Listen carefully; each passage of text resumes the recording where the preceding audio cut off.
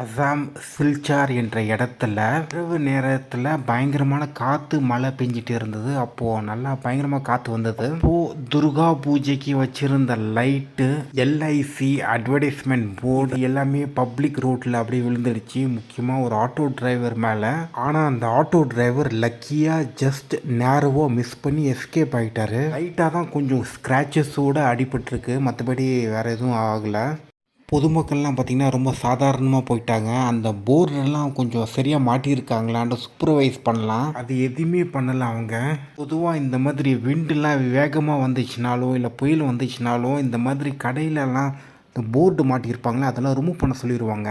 Local government officials வந்து பார்த்திங்கன்னா அவங்க கொஞ்சம் பைசா வாங்கிட்டு எவன் கேட்டு போனால் நம்மளுக்கு என்னன்ட்டு கண்டுக்காமல் போயிடுறாங்க. அண்ட் இதில் வந்து எந்த ஒரு உயிரிழப்பு இல்லை. ஆனால் அப்படி ஆயிடுச்சுன்னா என்ன பண்ணுறது?